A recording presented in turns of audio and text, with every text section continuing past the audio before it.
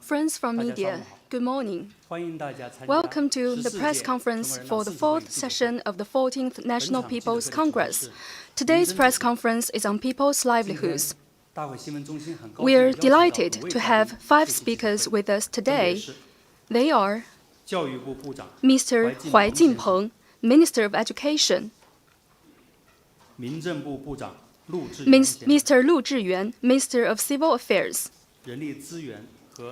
Ms. Wang Xiaoping, Minister of Human Resources and Social Security, Mr. Yeli, Minister of Culture and Tourism, and Mr. Haichao, Minister of the National Health Commission.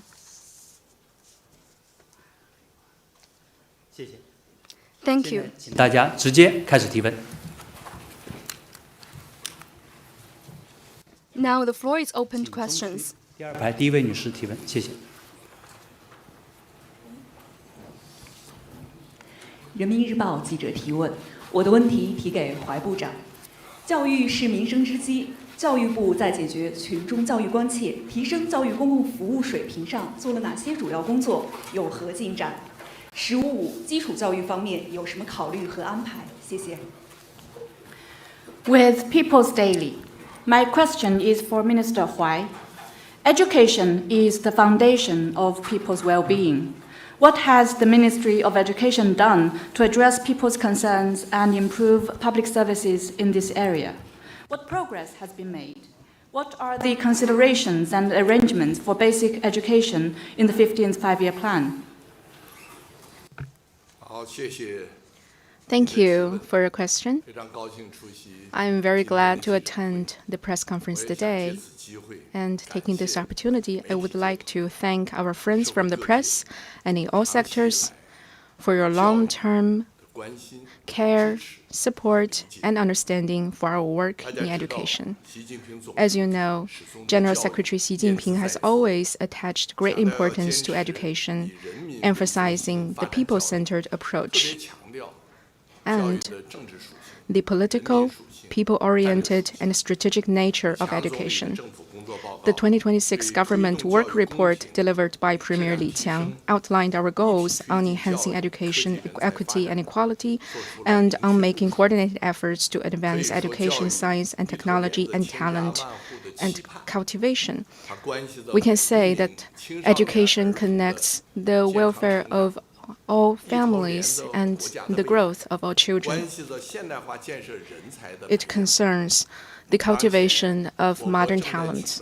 And now, China is building the world's largest educational system of equity. I'd like to share some data in 3 categories. First, the overall development of education. China has 440,000 schools of all levels and sorts, 280 million students, and 18.7 million teachers. And second, the basic education. The gross preschool enrollment rate is 92.9%, 28.4 percentage points higher than before the 18th CPC National Congress, much higher than the average level of the OECD countries. And last year, the free preschool education policy covered 14 million children in their final year of kindergartens. Among the 2,895 counties which have realized the balanced compulsory education, 572 counties were covered by high-quality compulsory education in a balanced way. Last year, 1,300 high schools remodeled, expanded their buildings, or built new ones, providing more space for students of high schools. And we're also strengthening our guarantees for migrant students. Now, more than 79% of students of migrant workers now study in public or government-funded schools. More than 97% of children with disabilities enjoy compulsory education, and the student financial aid system supports 150 million students every year. And on the measurement of the key indicators of students, China is leading the world. About the STEM measurements, we have recently built a center in Shanghai, which shows that our education is well acknowledged by the world. And third, the higher education. Our system has produced 55 million graduates during the 14th five-year plan period. And the gross enrollment rate grew from 30% before the 18th CPC National Congress to over 60%. And now with the greater admittance of students of higher education, we have responded to the call of people to expand higher education. And over the past 5 years, 18 undergraduate colleges and 70 vocational colleges were established, enrolling 700,000 more graduates. We also added 540 plus Sino-foreign higher education institutions programs, together recruiting 350,000 students. And from these numbers, you can see that we have made new breakthroughs in promoting an inclusive and beneficial education system. And these numbers are above the average level of the middle-income countries, especially our education indicators are in some categories surpassing those of OECD countries. As you know, that the reform of a new round of industrial reform is accelerating, and we have new dynamics in our development. People are calling for better education, and there are also hard-won opportunities in this process. And now our system has launched the 3-year action plan and rolled out 6 categories and 41 projects. We have made staunch strides in our education development. You said that basic education is very important.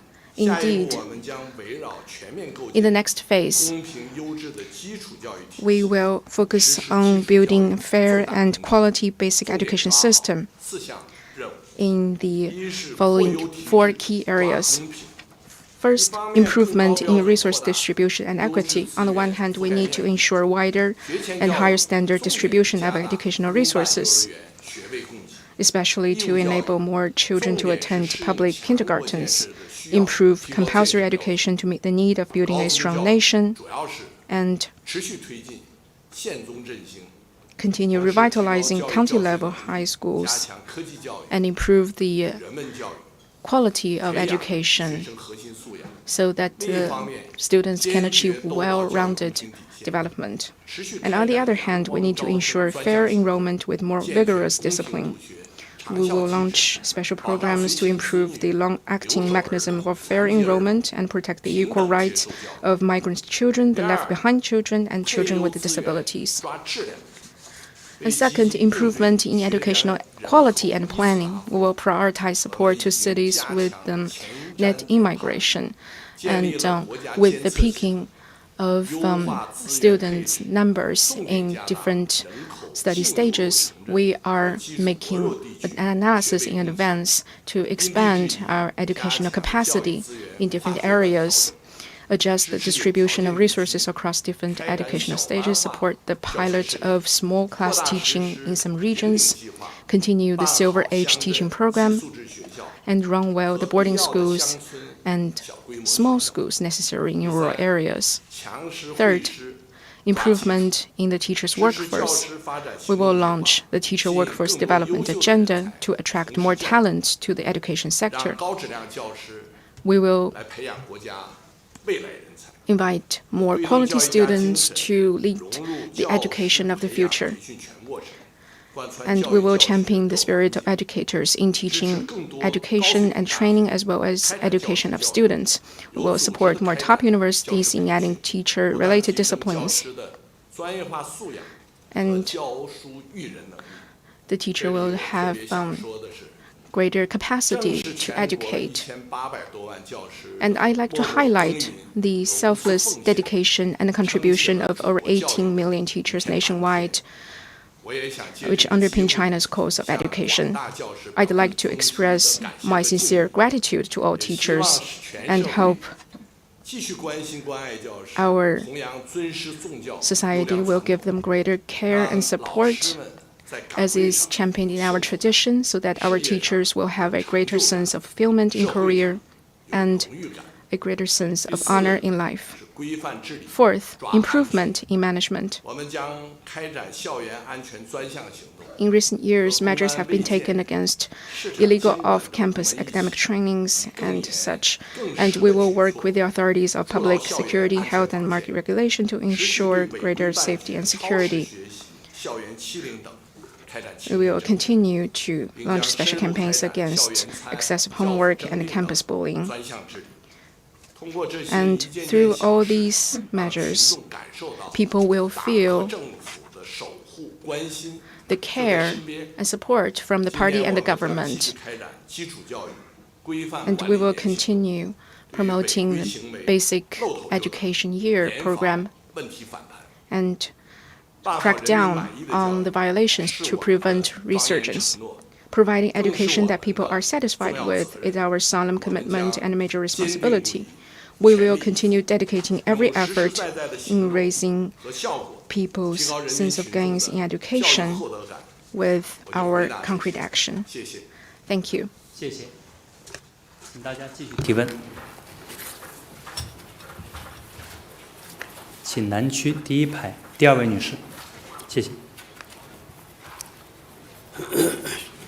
解放日报原点栏目记者提问：养老服务关系到每个家庭，一直以来受到全社会的广泛关注。2024年底，党中央、国务院出台了关于深化养老服务改革发展意见。请问陆部长，1年来这项工作取得了哪些成效？下一步还有哪些打算？谢谢。好，谢谢您的提问。With 解放 Daily, elderly care services concern every household and have long received widespread public attention.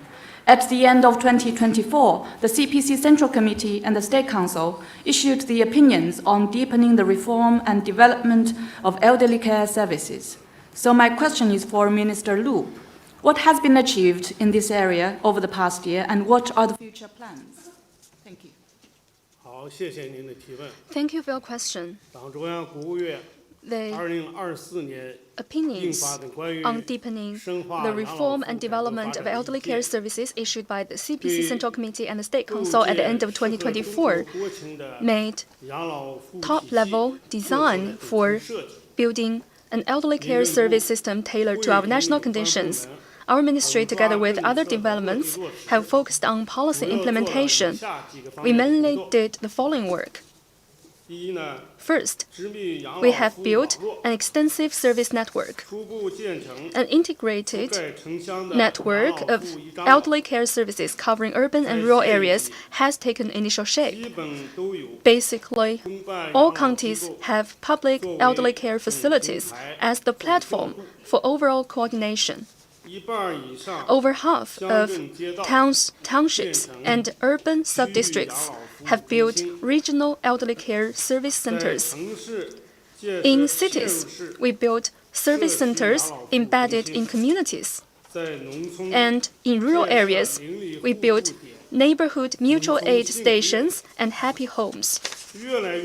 More and more senior people can access elderly care services near their homes or even at home, which is very convenient. Second, we addressed small but key matters concerning people's livelihoods.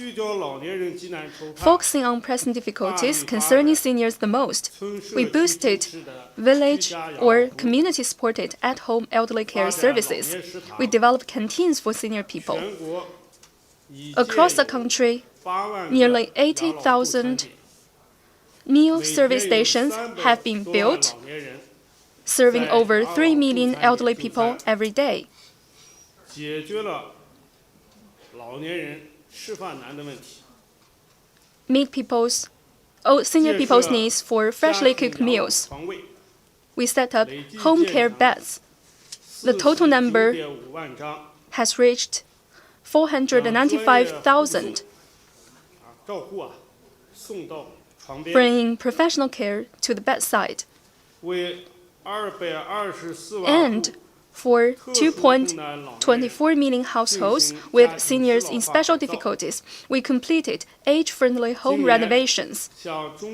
Since the start of this year, we have been granting elderly care service vouchers to moderately or severely functionally impaired seniors.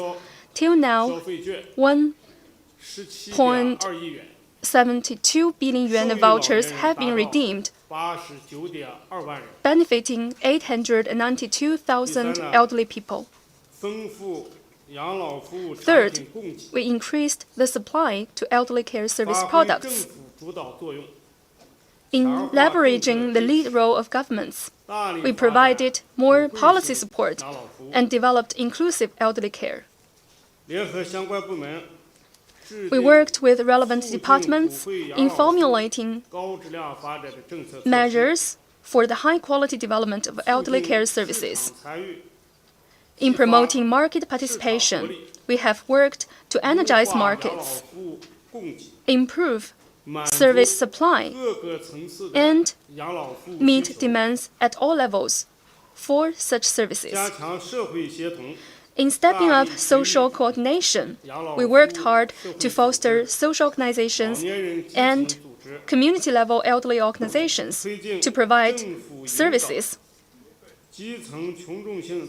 At the same time, with government guidance, support from community-level public self-governance organizations, voluntary mutual aid among senior people, and wide social participation, we have advanced the development of mutual aid-based elderly care. Fourth, we improved policies for resource input. We worked with relevant departments in increasing support in terms of funding, planning, standards, talents, and technology. We guided local governments in making sound plans for the layout of elderly care service facilities and developed national standards and industry standards. We developed smart elderly care. We stepped up efforts about talent training and promoted vocational skill grade certification. Elderly care practitioner was included as a new occupation. Going forward, we will improve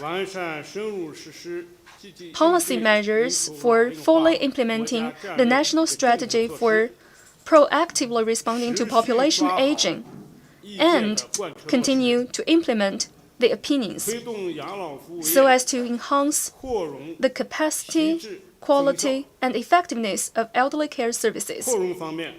First, in enhancing capacity, in the coming 5 years, we will continue to build county-level comprehensive elderly care service management platforms, expand the functions of regional elderly care service centers, and in light of local conditions, expand the coverage of village and community elderly care service facilities. By the end of the 15th five-year plan period, we aim to basically put in place a 3-tier service network covering counties, towns, and villages. Second, enhancing quality. We will step up equipment upgrades in elderly care facilities, strengthen specialized talent training, and develop elderly care technologies. We will strengthen quality and safety management to better meet the needs of elderly people. Third, enhancing effectiveness. We will continue to build inclusive elderly care facilities, foster professional and brand entities based on chain operation, boost the development of village or community-supported at-home elderly care services, and support the development of mutual aid-based elderly care services. We will strengthen care and services for functionally impaired seniors in villages and urban communities. We will ensure care for senior people who live alone, seniors who do not live with their children, and other seniors in special difficulties, so that senior people can live happy lives. Thank you.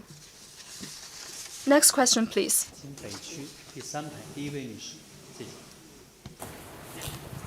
谢谢主持人。中央广播电视总台记者提问，我的问题想提给王小平王部长。王部长您好，我们知道就业是最大的民生，也是全国两会时期代表委员和社会各界热议的话题。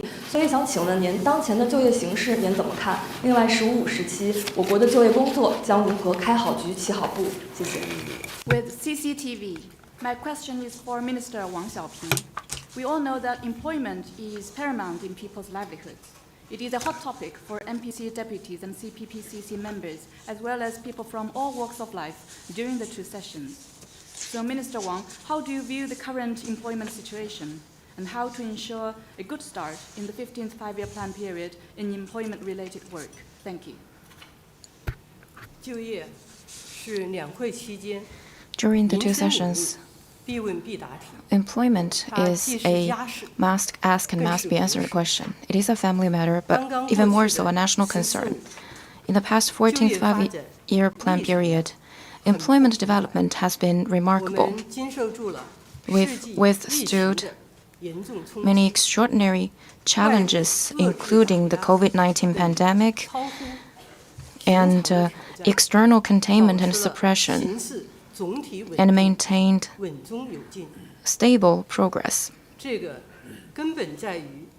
This is fundamentally attributable to the fact that the Party Central Committee has always put employment at a prominent place in the governance of this country and have come up with various kinds of policies to stabilize employment and economy. It is also because we have all major industrial categories, a mega-sized market, and thriving new driving forces. We've strengthened the momentum of employment transitioning. Numerous market entities have been flexible and adapting to changes. People have been working very hard. These have all shown China's economic vitality, potential, and resilience. During the 15th five-year plan period, the core conditions supporting China's long-term positive growth remain firmly in place, with underlying upward trend unchanged. High-quality development enjoys broad prospects. With strong institutional advantages, we are confident and capable of maintaining a stable and good momentum of employment growth. At the same time, there are more uncertain and unpredictable factors. Employment stabilization faces new changes and new challenges. This year marks the beginning of the 15th five-year plan period. The government work report set clear projected targets of employment development and made new plans for promoting high-quality, full employment. We will prioritize employment, implement the requirements of the 4 stabilizations, strengthen guidance, expand channels, and ensure key priorities to continuously promote new progress in high quality and full employment. We'll focus on the following areas. First, strengthen planning and foster an employment-friendly model. We are working with relevant departments to formulate the special employment plan for the 15th five-year plan period and devise a series of practical, effective, and high-value major employment policies, action plans, and so on to enhance the employment driving force of development. At present, AI is developing rapidly, profoundly impacting employment. People are all watching the development of AI. We are also working on relevant measures to actively play the role of AI in creating new jobs and empowering traditional ones. To promote inclusive development, where technological advancement is coordinated with the improvement of livelihood. Second, we'll strengthen coordinated efforts and take actions to strengthen employment, expand capacity, and improve quality. This is also a key task set clear in the government work report. We'll focus on its following through. In stabilizing employment, we'll intensify support for labor-intensive sectors, including foreign trade, construction, accommodation, and catering, so as to stabilize employment through promoting industrial development. In expansion of capacity, we'll tap into the employment potential of digital economy, high-end manufacturing, and modern services to expand capacity through industrial upgrade. On improving quality, we'll implement the mechanism of minimum wage adjustment to regulate the market order of human resources and implement the wage payment guarantee system for migrant workers to improve quality through stronger protection for rights and interests. Third, we'll roll out more precise policies to promote the employment of key groups. This year, it is estimated there will be 12.7 million college graduates. These young people are valuable talent. They're full of energy and are most creative. We'll fully tap into the potential of various channels for employment, expand employment space at the grassroots level, and help young people to realize their potential across all walks of life. We'll seize the critical time windows of the spring recruitment season and the period before graduation, promote public employment services to enter campuses ahead of schedule, and carry out large-scale internship and skills training. Guide young people to cultivate professional ethos in order to better integrate into the workplace and the society. For elderly workers, we will introduce a batch of skills training programs suited to them, deepen labor service collaborations, and create more jobs opportunities for migrant workers, and provide regular employment assistance to prevent people from returning to poverty. For disadvantaged groups, we will provide them employment assistance to help them stabilize employment and increase income. As we Chinese people say, with diligence, we'll have early harvest. Since this year, we have organized activities including the Spring Breeze Action and Employment Assistance Season. We've held 31,000 job fairs, posting 22 million job opportunities. From statistics and surveys after the Spring Festival, at present, over 90% of companies have started work, and over 90% of workers have returned to their posts, marking a warm start for the global market. Going forward, we'll continue to roll out a series of services, try to have year-round job recruitment and non-stop job creation and delivery. At the same time, we'll make full use of pro-people, pro-business policies, including premium refund for stable employment, social insurance subsidies, retirement subsidies, and so on, to improve people's well-being and livelihood with our policies and services. Thank you.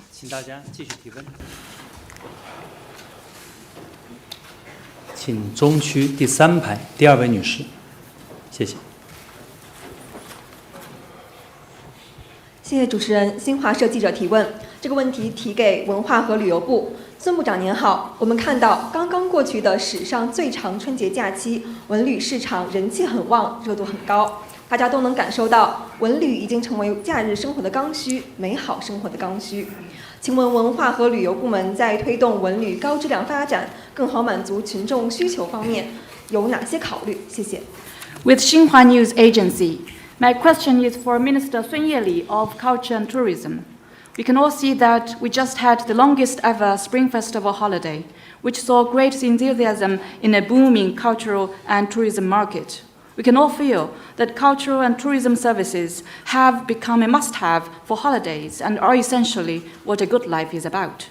What will the cultural and tourism authorities do to promote high-quality development of the cultural and tourism sectors and better meet people's needs? Thank you. Thank you for your question. As you just said, during the Spring Festival holiday this year, the culture and tourism market saw a boom.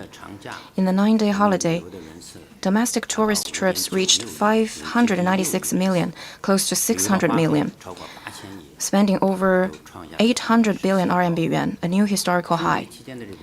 The surge during the Spring Festival holiday was just a microcosm. As a matter of fact, the culture and tourism market was booming in the whole year last year. According to statistics, last year, in the cultural sector, the annual revenue of cultural and related companies above the designated size exceeded 15 trillion yuan, up by 7.4% compared with last year. Total profits reached almost 1.4 trillion yuan, up by 6.5% compared with last year. Among them, new forms of cultural companies grew relatively fast. The new forms of cultural companies, the revenue of enterprises in 16 smaller industries categories with distinctive new business format features approached 7 trillion yuan, up by 14%. In the tourism front, domestic tourist trips was over 6.5 billion, a 16% year-on-year increase, spending 6.3 trillion RMB yuan, a 9.5% year-on-year growth, also registering new records. Currently, spending leisure time watching performances and traveling has become a new lifestyle and new fashion. Just like you said, this is a must-have in people's lives. According to media reports, this Spring Festival, the number of passengers over 60 who purchased their first flight ticket in life on some platforms increased by more than 20%. This means that young people, after they make money on their own, they are buying flight tickets and arranging trips for their parents. This has become a new way of respecting and filially caring for the elderly. This reflects that culture and tourism has become an important source for people's sense of happiness and fulfillment, and it's also an important driving force in improved spending and economic development. In response to this trend, the Party Central Committee's recommendations for the 15th Five-Year Plan and this year's government report have made important requirements for the development in this sector. As people who work in this area, we feel great responsibilities. Going forward, the main task for us is to focus on building China into a country with a thriving culture and tourism, formulate and implement plans for the development of culture and tourism during the 15th Five-Year Plan period, proactively align with the national development strategies, view and plan the development of culture and tourism within the overall context of the party and the nation's undertakings, and better play their role in cultivating the mind and empowering economic and social development. On the cultural front, as required by the Central Committee, we need to implement more proactive cultural and economic policies, promote cultural development, improve the cultural industrial system and market system, and launch more high-quality cultural products and services that satisfy the people. With the improvement of living standards and aesthetic levels, people now want higher quality cultural products. So, it is essential to prioritize the creation of fine works, implement the series of artistic creation projects in the new era, and guide people who work in literature and art to enhance their awareness of quality and original creativity, producing more outstanding works that people love to read, watch, and listen to. At the same time, it is necessary to improve the level of public cultural services and enhance the accessibility of services, build and make good use of various cultural venues, museums, new cultural spaces, and help more high-quality cultural resources to reach the grassroots level so that urban and rural residents can enjoy cultural services anytime, anywhere, and more conveniently. At the same time, it is also essential to respond to the people's growing cultural creativity and initiative to prosper the new forms of popular culture that has developed in the internet age. People now, apart from reading and listening, they are more eager to participate in the creation, especially with new technologies like AI big models and so on. It has lowered the threshold for people to participate. We need to go with this trend and promote new forms of popular culture, ensuring that everyone can find a stage to show their passion and talents. On tourism, we need to focus on the integration of culture and tourism and strive to truly cultivate the tourism industry into a livelihood industry, a happiness industry, and a strategic pillar. So first we need to seize the new modalities, new products, this momentum and opportunities brought about by AI to promote the iteration and upgrading of traditional tourism. So popular culture, integrated development is a trend. In the recent years, the deep integration of culture and tourism has become a new driving force for tourism development. The trends of culture and tourism plus all industries and all industries plus culture and tourism are also evident. Tourism is no longer just about visiting famous sites and seeing landscapes. People are more willing to step into daily life and experience culture, are more willing to pay for performances, queue for trendy items, and travel to a city just because the city is popular online. New products that emphasize experience and resonate emotionally are always more likely to be favored by the market. And the experience economy is becoming popular worldwide. Experience requires cultural substance. It needs to be empowered by culture. Going with this trend will promote the deep integration of culture and tourism, and will introduce new business formats and brands, such as traveling for performances, films, television, sports, events, and cultural heritage, and also introduce new business formats integrating culture, tourism, commerce, sports, agriculture, and industry, and to create new growth points, new values, and cultivate new advantages to better meet people's needs. Thank you. 谢谢，请提下一个问题。请南区第二排第二位男士，谢谢。谢谢主持人。中国青年报提问。我的问题想提给海潮雷主任。我们“十四五”时期啊，中国的卫生健康事业和人口高质量发展都取得了显著的成效。那么从老百姓最关心的看病就医、生育养育这些身边事儿来看，您觉得这5年来最直观的变化有哪些？谢谢。With China Youth Daily, my question is for Minister Haichao. China made significant progress during the 14th Five-Year Plan period in medical care, health, and high-quality population development. So, Minister Lei, what are the most visible changes in the past 5 years in terms of people's top daily concerns, such as access to medical services, childbirth, and child care? Thank you. 好，感谢您的提问。 Thank you for your question. 很高兴啊，在全国两会期间和我们 I'm very delighted to meet with friends from the media during the 2 sessions, and I'm delighted to take your questions. You asked about our achievements during the 14th Five-Year Plan period. It is reflected in various aspects. Under the strong leadership of the Party Central Committee and the State Council, we have fully leveraged our system, and we mobilized the whole society. And our health workers have put in a lot of efforts. new achievements have been made in public health. To give you a better picture, I want to share with you some numbers. The first number is 52.6%.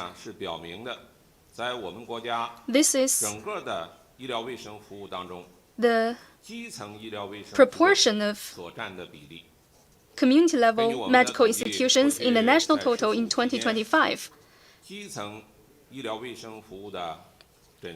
During the 14th five-year plan period, the number of outpatient visits of these medical institutions have been rising, and the share of their services in the national total number is also rising.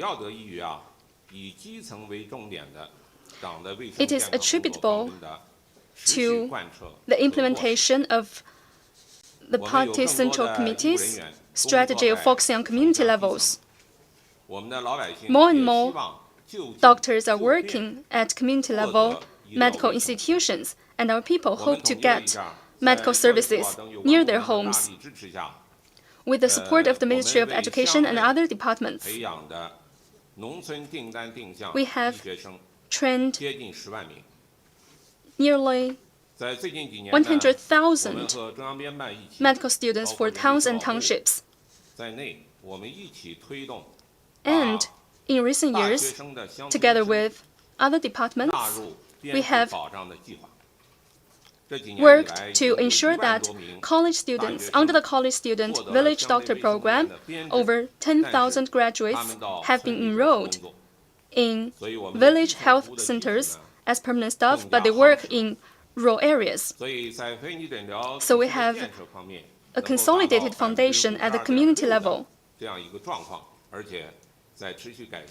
So we have the 52.6% figure, which is an encouraging progress. And during the 15th five-year plan period, we will continue to give priority to community-level medical services. And this is the first number. The second number is 15 minutes.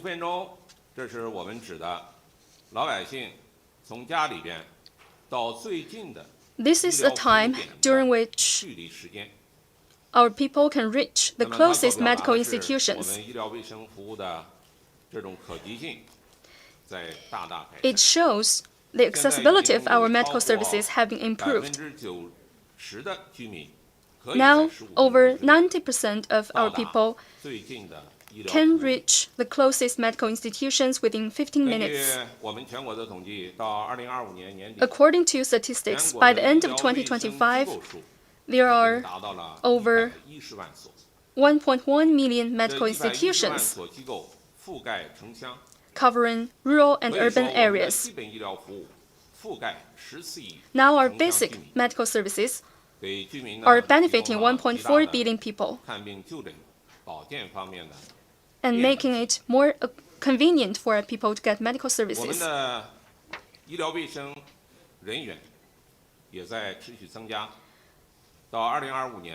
At the same time, by 2025, there are over 16 million health practitioners, 5.29 million physicians, and over 6.03 million registered nurses. That said, there is still space for further improvement given the large population in our country. But we should note that during the 14th five-year plan period, we have more medical resources, which makes our services more equitable and accessible. And this is second number. The third number is 10,800 yuan.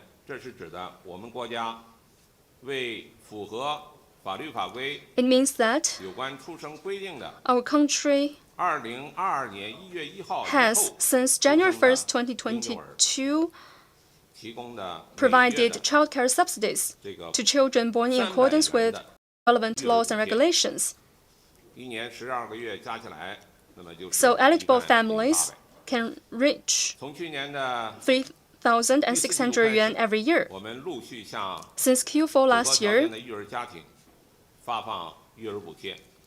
we have been providing such subsidies. Until now, over 33 million households have received the subsidies.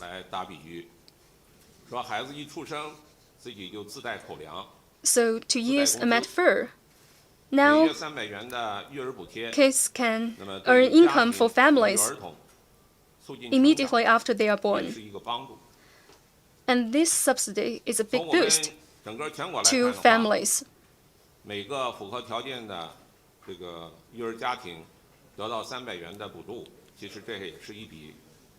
And this is a large expenditure for governments, for both central government and local government, which respectively spends about 90 billion yuan and 10 billion yuan. But it delivers concrete results for our families. And also, we have improved capacity for childcare services, in particular, inclusive childcare services. Relevant services have started from scratch, and last year alone, the number of childcare places increased by 890,000. The total number now reaches 6.66 million, which is a big support for population development. And the last number is age 79.25. In the government work report, Premier Li Qiang has mentioned this figure.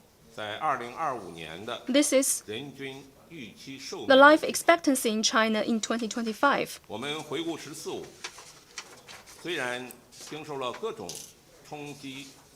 Despite the impacts and challenges during the 14th five-year plan period,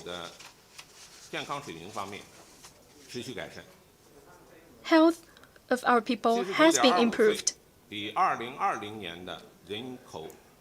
This number raised by 1.32 years compared with 2020, an average annual growth of 0.26 years.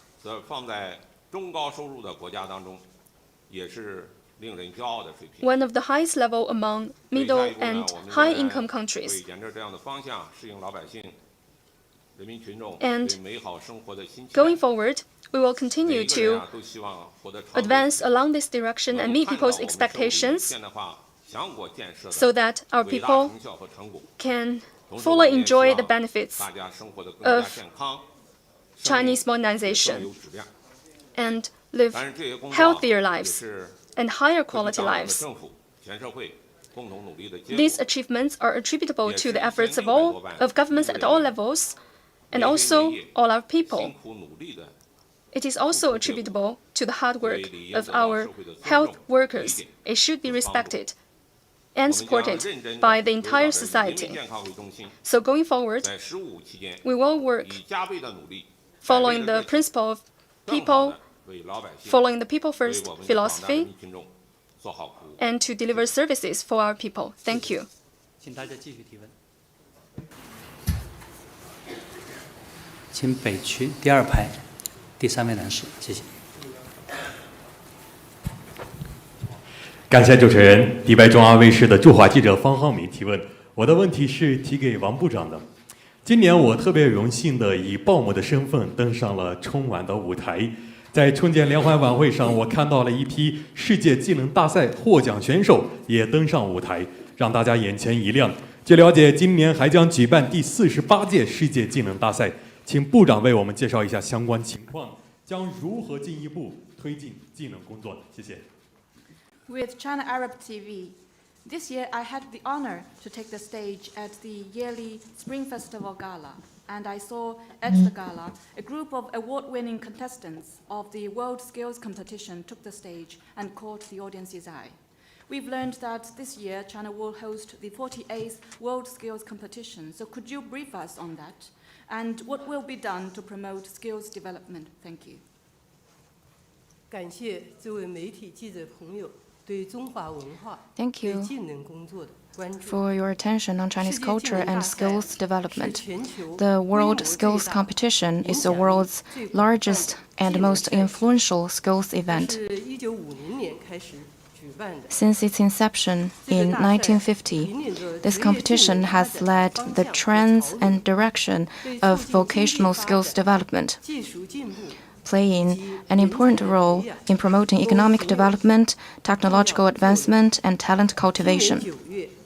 In September this year, the 48th World Skills Competition will be held in Shanghai.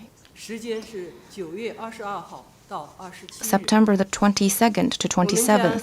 认真贯彻落实 We will earnestly implement the important instructions of General Secretary Xi Jinping of presenting a creative and influential World Skills Competition for the world, 以技能改变世界 centering on the theme, 照亮全球 Shaping a Skills-Driven Future. 高标准 Will 高质量 organize a high standard, high quality, 技能 and 社会 splendid skills event. 以举办世 At the 赛 same 为契 time, 机 with the opportunity of organizing this competition, will focus more on investing in people and encourage more young people to create a better future for themselves with 重 skills. 点啊，抓 We'll 好 focus on the three following areas. 一是 First, 打造 we'll 贯 create 穿全职 a 业生涯的 career-long skills development 当 system. 前技术变革 Currently, 日新月异， technological 技能更新 developments 加快， are very 学 fast. 习 Skills also update at a faster rate. 必然要求。 It is a must 我 for 们将 people 根据劳 to 动 learn 者 skills 不同阶段的个性化需求， according to the tailored 贯 needs 穿职 of 业生涯 people 全过程 at 的 different life 终身 stages. 职 Will 业技能 create a 培训 career-long, lifelong 努 skills 力 training 实现 system 人人皆学 and try our 处处 best 能学 to create 时 an 时 environment 可学 where everyone can learn anywhere 对 at 新 any 成长 time. 劳动力 For people who 我们将 just 开 joined 展 the 预备 workforce, 制培训 we will 通用 carry out 技能培训 pre-employment training, 对企业职工 general skills 开展 training 学徒培训 for 在岗培训 employees in companies will carry out apprentice training, on-the-job training. For job transferees, will carry out new skills training, entrepreneurship 大 training. 规模职业 This 技 year, 能 we'll 提升培 organize 训 large-scale 补贴性培训1000万 vocational 人次 skills 以上 training 重点 and 围绕 provide 低 subsidizing 空 training 经济 for 新 over 能源 10 汽车 million people. 人工智能技术 Key areas will be low-altitude economy, 组 new 织专项培训 EVs, 更好 AI 紧贴 skills, 产业服务就业 well-being, and elderly care services 二是构 to 建以 better 企业为中 cater to the needs of 贯 industries 通产 and 业 serve 教学 employment. 评价 Second, we'll build a skills ecosystem that is enterprise-led and integrate industry, education, and assessment. Only by catering to the needs of industries can we effectively increase the fit between skilled talents and market demand. In recent years, we have been promoting the building of skills ecosystems, and we support leading companies in industries to create a complete chain of recruitment, training, assessment, 产业 and 发展到 employment. 哪里，技能标准就跟进到哪里，培训 Skills 内容 standards 就 and 拓展 skills 到哪里 training will align with the development of 20 industries. 多个省份 At present, 培育了 over 20 provinces have already cultivated over 230 skills eco 通过 chains. 参与技能生态 By 链的建设 participating in the building of these skill eco chains, more companies are 企业增效的 seeing 双赢 their employers' skills improved and their efficiency increased. This is a win-win. Industrial chains are also more resilient. This year, we will select some such eco chains, leverage the driving role of leading companies, and attract more companies to participate so that skills can help with employment and empower companies. Third, we will integrate the development channel for skilled talents. Only by breaking career glass ceilings can we ensure a broader path for the development of skills talents? We'll deeply implement the new 8th-grade vocational skill grading system and support companies in the evaluation and appointment of chief and senior technicians, and create upward mobility for skilled workers. Will promote cross-functional career mobility of high skills talent and specialized skills talent, and promote mutual recognition of vocational qualifications. Will focus on the building of a wage distribution system that is oriented on skills to enable people who work more with higher skills and who innovate earn more. I'd like to take this opportunity to sincerely invite friends from the media and friends from all sectors in the society to visit Shanghai during the World Skills Competition and to see the splendid skills, over 60 skills on your own, and also participate in supporting services and activities. It can also bring kids to visit the world's first skills museum and participate in the skills classrooms to feel and see for yourself the beauty of skills. And thank you. 请中区第4排第2位女士，第2位，谢谢。是。谢谢主持人。中国妇女报全媒体记者提问，这个问题想提给怀部长。孩子的健康成长是每个家庭最关心的事情。我们注意到教育部新春第一会就以健康第一为主题，请问下一步将怎样更好地推进落实？谢谢。With China Women's News, my question is for Minister Huai. The health of children is something every family cares about. We noted that the Ministry of Education's first meeting after the Spring Festival was themed Health First. So what are the follow-up measures? Thank you. Thank you for your question. It is indeed something that all our society cares about. General Secretary Xi Jinping attaches great importance to the healthy growth of our youth and has stressed on multiple occasions the health-first philosophy to promote students' all-around wellness.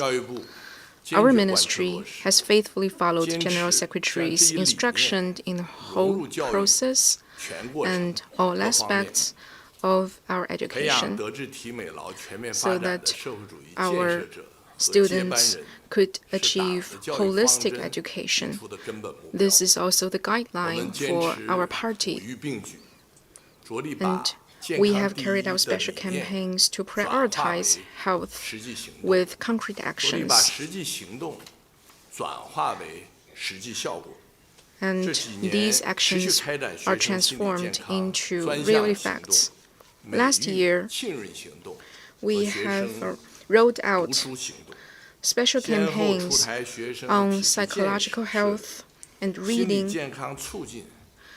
to promote the physical and mental health of our students.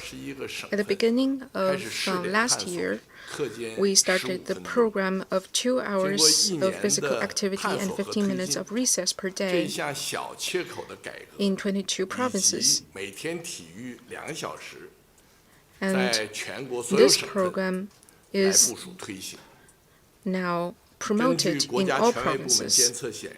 According to our data, the measurement of student physical fitness excellence at various study stages continue to rise, and the rate of students who are nearsighted has been dropping for 4 consecutive years. As you said, my ministry held the first meeting after Spring Festival themed Health First, aiming to stress this guideline and release the signal of paying more attention to wellness of students. And we will launch our efforts in a special campaign on health education in the following key areas. First, more physical activity. We will make physical activity the most effective means and guide students to leave the classroom for the playground. We saw some good practice at the local level, which can be learned from. For example, Beijing took the lead in having one PE class daily with 2 hours of physical activity. And Jiangsu launched the 2 hours and 15 minutes program. The Fujian province included the building and renovation of campus football fields into the provincial government's list of welfare projects, so that the students can have full space for exercise. We will continue to carry out student health initiatives and keep following the implement to ensure our program of 2 hours and 15 minutes per daily can benefit every student, so that they can actually sweat in their PE classes and improve their physical health. We also hope that with the popular class leagues, school leagues and such, each student will at least nail one sport. And second, better mental health. As we put it, one's eyes are bright only when there's sunshine in the heart. We will launch a new round of campaign to promote students' mental health and place more importance on psychology in education. So firstly, we will encourage all these sports activities which are conducive to students' wellness in psychology. We will encourage art shows, labor practice, outdoor activities, and readings, as well as popular recreational activities, and support primary and middle schools in having spring and autumn breaks in some areas, so that the kids, the students, will have a more healthy mentality and the spirit of cooperation. And secondly, teachers need to show more care for students. We will have more teachers of psychological support and guidance to better know students' mental health. And our education will be warmer for the students. And thirdly, we will coordinate efforts of the National Advisory Committee on Students' Mental Health and the regional experts groups, so that our work could be forward-looking and they can be applied to students' mental health, in the psychological issue prevention and other areas, so that our work will be improved comprehensively. Third, greater effect in health first. Prioritizing health is not only a responsibility of the educational authorities, but also an expectation shared by the parents and the whole society. We will accelerate the building of a family, school, community cooperative education system, which is also laid out in the government work report. The schools should shoulder primary duty, and the students' physical and mental health should be an important factor in the school's evaluation and education, which will be a special campaign program. And their physical excellence would be an important indicator in the overall evaluation. And secondly, families should play a bigger role. Parents should be encouraged to put health first and foster good parent-child relations in parent-teacher conferences and parent seminars. And thirdly, consensus should be formed. We are glad to see the related developments in law, policy, and regulation in different parts of China. For example, Hunan rolled out local regulations on drowning prevention and mental health. Jiangsu and Shandong published ordinances to improve student health. and provide a systemic solution for government, school, family, community collaboration. We're also promoting their experience to encourage greater social support for the health of our students and help them to grow in a better way. Health is a philosophy and a responsibility. It should be reflected in our actions, and we'll make every effort to fulfill this mission. Thank you. 请提下一个问题。请南区第3排举手的第一位男士，谢谢。谢谢主持人。宁波日报永派客户端提问，这个问题提给文旅部孙部长。我们在采访中有些游客反映，出游中还存在个别商家欺客、景区拥挤的问题。有的旅游项目呢还有安全隐患，请问将采取哪些措施解决这些问题，持续提高文旅服务质量？谢谢。With Ningbo Daily, my question is for Minister Sun of Culture and Tourism. During interviews, we heard some visitors and tourists talk about sporadic cases of dishonest business practices, overcrowding in scenic spots, as well as potential safety hazards in some tourism projects. So what measures will be taken to address these issues and improve the quality of cultural and tourism services? Thank you. 谢谢你的提问。 Thank you for your question. People participate in cultural and tourism activities for leisure, relaxation, and enjoyment. If they encounter problems or have a poor experience, they certainly will feel upset. In recent years, we have made significant efforts to improve the quality of cultural and tourism services and regulate market order, achieving some results. The overall order of the market is good. But compared with the feelings and needs of the public, it is still far from enough. Particularly, the industry is developing rapidly. Some old problems have not been completely resolved, while new issues have emerged. To address these problems, we will focus on the 3 key areas. First, we will improve service quality and provide more high-quality services.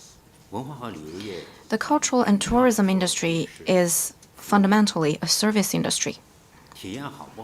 Whether the experience is good or not depends on the quality of service. Currently, there are still areas where service falls short. For example, issues frequently raised by the public include difficulties in making reservations, purchasing tickets, finding parking, and accessing toilets. They seem trivial issues, but they affect people's experience. We must focus on these small but key matters that concern the public, strengthen the guiding role of standards, and continuously enhance the service quality of cultural venues and museums, scenic areas, and resorts, making them higher standard and more detailed. Also, will accelerate the renovation of facilities and equipment to make them more elderly-friendly and convenient. This will make management more effective, services more considerate. Second, will strengthen market management and rectify wrong practices regarding illegal and non-compliant behaviors such as cheating or overcharging tourists and forced shopping. Will have a zero-tolerance policy and strict supervision. Each violation discovered will be dealt with accordingly. Those with violations will be severely penalized or even see their operations suspended. Last year, we intensified unannounced inspections, accelerated complaint handling, and investigated and dealt with a number of cases with noticeable results. This year, we will work with relevant departments focusing on rectifying false advertising, illegal solicitation, forced consumption, etc. We'll intensify case investigations and public disclosures and strengthen credit-based supervision. We will also further smooth the channels for tourism complaints and we welcome the general public to identify problems and file timely complaints. We will urge all localities and companies to continuously improve the efficiency of complaint handling in accordance with the requirement of handling complaints immediately. Third, we'll firmly uphold the red line of safety, preventing and diffusing safety risks. For tourists, safety is the #1 priority. People always pay greatest attention to safety. We will closely monitor key periods such as holidays, summer, flood seasons, and so on, conduct thorough monitoring and inspections, guide and supervise companies to strengthen safety guarantees, and intensify the investigation and rectification of safety hazards rectification efforts. At the same time, tourists will be reminded in engaging ways to fasten their seat belts when getting on a bus or wear life jackets when boarding a boat, among other things, enhancing their safety awareness. Up until now, major or larger scenic areas and venues, they are pretty safe and secure. But we've also noted some new situations. Beyond traditional scenic spots, new recreational venues have emerged. Some simply fence off a piece of land, create a few attractions, and start operating. They play a certain role in increasing income for people in the areas, but they are relatively scattered with insufficient safety measures and involve a wide range of sectors and are difficult to manage. Going forward, we'll work with relevant departments to strengthen comprehensive governance, let local governments take primary responsibilities, and companies and market entities to take responsibilities, investigate and resolve safety risks. We'll also, regarding the new types of facilities and equipment, will collaborate with relevant departments to improve supervision and eliminate potential risks and hidden dangers. In short, we hope that through our efforts, everyone can feel secure, comfortable, and happy during their visits. Thank you. 请北区第4排第2位女士，谢谢。谢谢主持人。成都商报红星新闻记者提问。这个问题提给雷海潮主任。两会期间审议了“十五五”规划纲要，我国在“十五五”期间怎样更好满足群众健康需求？会有哪些实实在在的举措？谢谢。With Chengdu Economic Daily, my question is for Minister Lei Haichao. Deliberations are now underway at the 2 sessions on the draft outline of the 15th Five-Year Plan. So what concrete measures will China take in the coming 5 years to better meet people's health needs? Thank you. 好，感谢您提出的问题。 Thank you for your question. 15期间啊 During the 15th Five-Year Plan period, we will unswervingly follow through on the guiding principles of the 4th session of the 20th CPC Central Committee and the plans laid out in outline of the 15th Five-Year Plan, which is deliberated over in the 2 sessions. Now the blueprint is there. The key is to implement the blueprint. People's aspirations are the goal and direction of work for health departments at all levels. Yesterday afternoon, President Xi Jinping, during the deliberations, made important speeches. He specifically mentioned we will advance health-first development strategy and to build healthy China and to achieve our targets by 2035.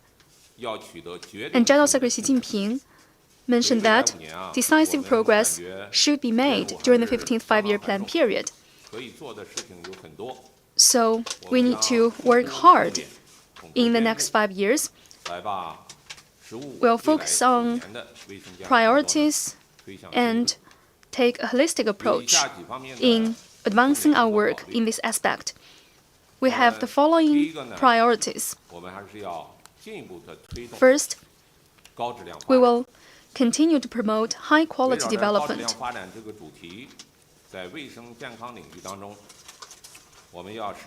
In this aspect, we will carry out a host of major projects. For instance, as mentioned in the government work report, we will strengthen community-level medical and health services and expand and upgrade rehabilitation nursing services. These are important working arrangements to shore up weak links. As I mentioned earlier, now the basic medical services could cover all our people, but we still need to improve our capacity. And there is still imbalance among different specialties. For instance, pediatric, mental health, general practice, nursing and rehabilitation, and other services need to be further improved during the 15th five-year plan period to better respond to people's needs. And we will continue to promote remote medical health services, online diagnosis and treatment, as well as mobile services and other technologies to make our services more equitable and accessible, and further consolidate the foundation of our services. And second, we will continue to deepen medical and health institutional reform. General Secretary Xi Jinping mentioned yesterday afternoon said we need to promote walk along the path of health development with Chinese characteristics and unswervingly follow the strategy of the party. So during the 15th five-year plan period, we need to unswervingly pursue public benefit in medical and health initiatives and advance our work. In practice, we have gained experience in localities such as Sanming, so going forward, we will continue to advance reform in this aspect. Together with the Ministry of Finance, we have promoted the high-quality development and advanced reform in public hospitals. And we hope, going forward, we will improve the public benefit nature and also quality of services in public hospitals.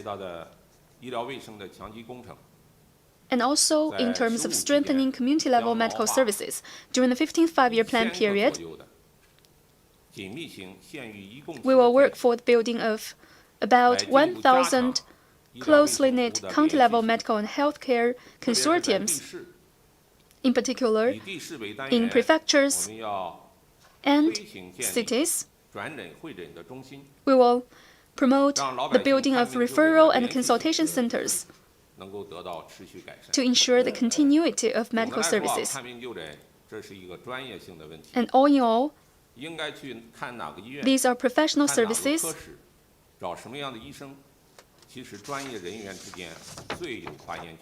So our professional talents are in the best position to help advance professional medical services. So during the 15th five-year plan period, we will promote tiered diagnosis and treatment and make progress in this aspect. And third, we will continue to strengthen public health security capacity. I want to mention infectious disease here.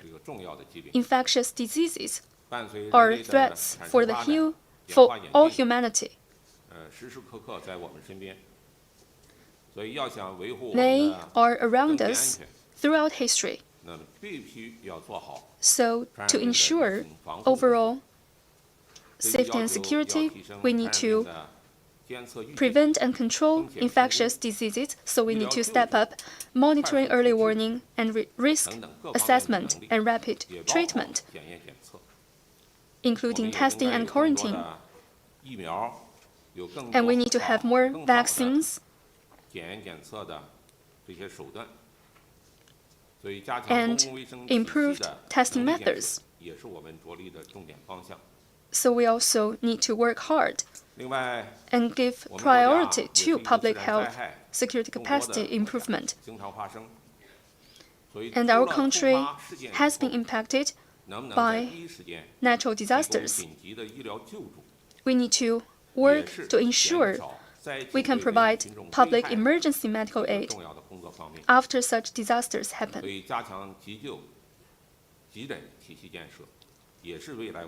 So we need to increase capacity building in emergency treatment and first aid. We also need to ensure blood supply.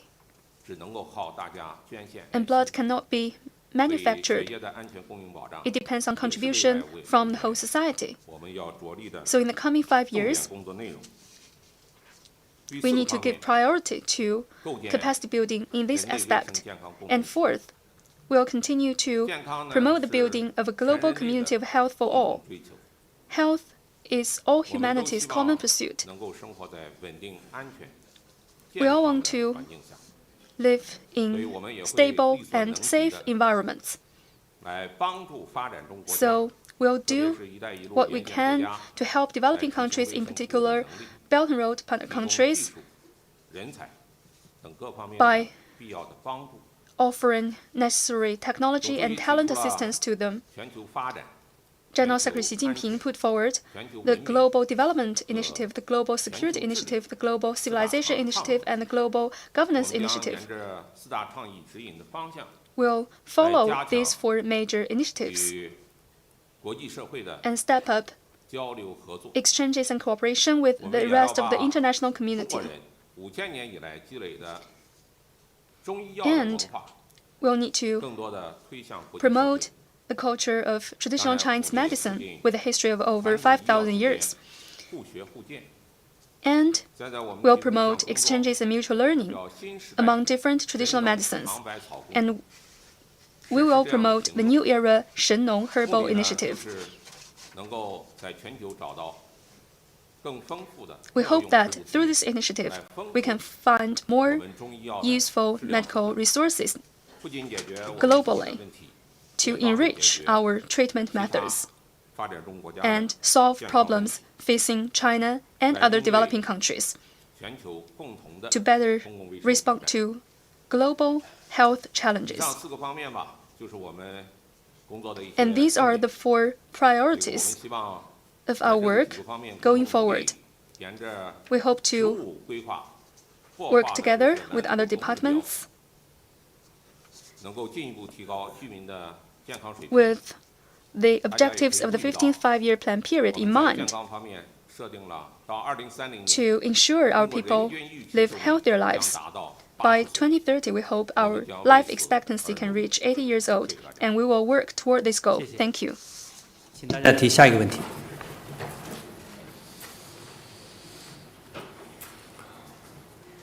请南区第1排第3位男士，谢谢。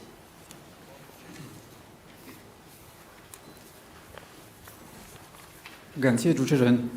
哈同社记者提问，请问孙部长，我们注意到最近一段时间，中国政府出台了一系列促进入境旅游的措施，请问效果怎么样？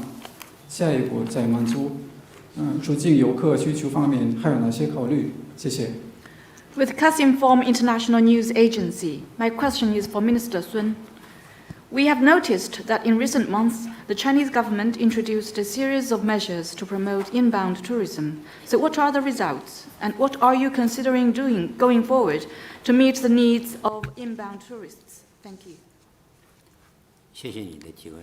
Thank you for your question. 旅游啊，除了具有开眼界、长智慧 Apart from cultivating the mind, nurturing character, broadening horizons, and increasing wisdom, tourism also helps with promoting cultural exchanges and enhancing friendship, and is an important channel for civilizational exchange and mutual learning between different countries. The Chinese government highly values inbound and outbound tourism, and we encourage Chinese people to go abroad and welcome foreign nationals to China. Particularly in recent years, we have introduced a series of policies to prosper the inbound tourism market. And we've achieved noticeable results. According to statistics, in 2025, China received over 150 million inbound tourist visits, a year-on-year increase of 17%. Tourism expenditure exceeded 130 billion RMB yuan, up nearly 40% year-on-year, more than 40%. Among them, over 30 million foreign nationals entered China visa-free. These figures show that our policies to promote inbound tourism are successful and effective. It's very convenient for overseas visitors to visit China. China has continuously expanded its unilateral visa exemption and transit visa exemption policies. We've granted unilateral visa exemption for 50 countries and extended transit visa exemption policy to 55 countries. For foreign tourists, a trip to China that can be taken at any time has become a reality. We have also vigorously promoted the facilitation of inbound payment. Some foreign tourists said it was difficult to pay online in China, So we've taken some measures to help them to pay more easily online. And we've deployed more credit card machine so that foreign nationals can pay by their card. We've also released digital wallets and currency exchange stations and so on, because we know that many foreign friends, they still like to pay in cash.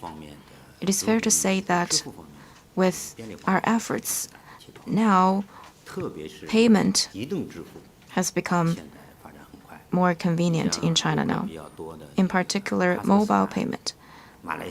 For tourists from countries like Kazakhstan and Malaysia, we have seen many tourists from the two countries. Mobile payment accounted for a lot from their tourists.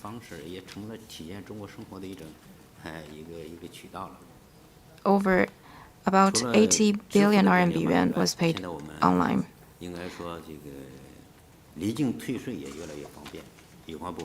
Tax refund is also more convenient. Now, in many places, you can buy and get your taxes refund immediately. And people are buying more different kinds of products in China. Now people are buying mobile phones, drones, VR glasses, as well as cultural and trendy items. These have all become Chinese specialties, good Chinese products. I've seen a report. 7 foreign tourists traveled to Shanghai. When returning to their home country, their luggage filled more than 40 suitcases. And the airliners required them to pay more for their luggage. After doing some math, they found that even with the penalty fee, with the tax refund policy, it was still cost-effective for them. Through the Nihao China National Tourism Image Promotion, foreign friends now are getting to know China better. Foreign nationals visiting China all greet in Chinese in Ni Hao, which means hello. Many foreigners want to visit China to experience the life of the Chinese people, taking high-speed trains, watching drone shows, experiencing traditional Chinese medicine massage, wearing hanfu, drinking hot water, eating hot pot. Becoming Chinese has also become a trending term online. This shows that many foreign friends, they're interested in experiencing Chinese lifestyle. The enthusiasm and expectations of foreign tourists for China both encourage and put pressure on us.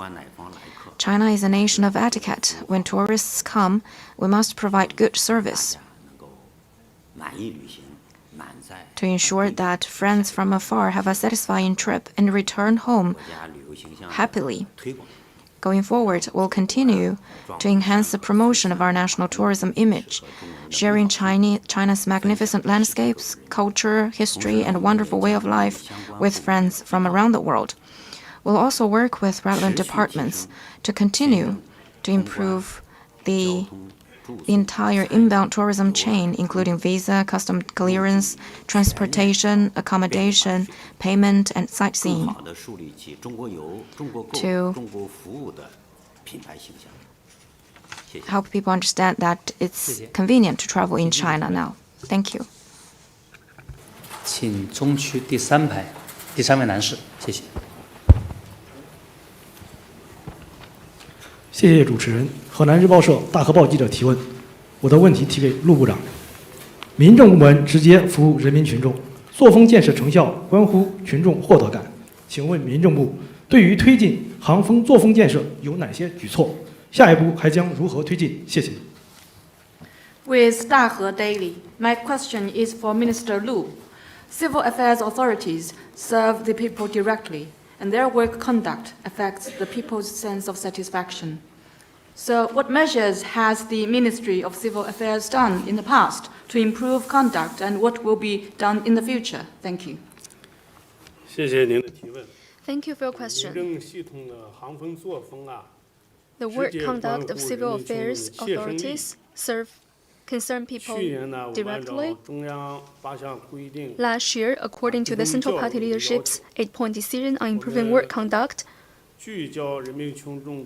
we have focused on special initiatives to improve funeral services, public interest activities and charities, elderly care services and social assistance.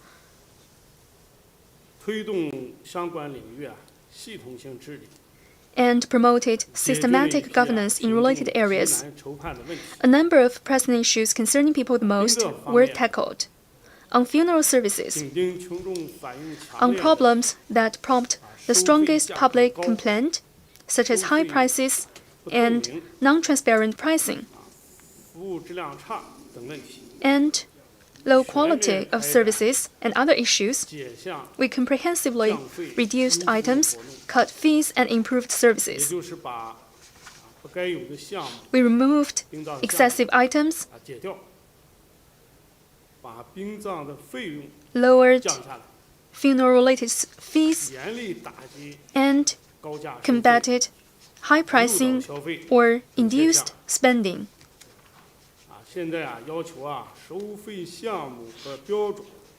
And according to the current requirements, all the fees and pricing standards should be made public to improve the services in the industry and the sector. And we have been improving laws and regulations and policies and improve public interest funeral facilities and promote one-stop handling of relevant matters. Thanks to these efforts, prices for commercial cemetery plots were lowered by 20% on average, and per capita funeral expenses were cut by 33%.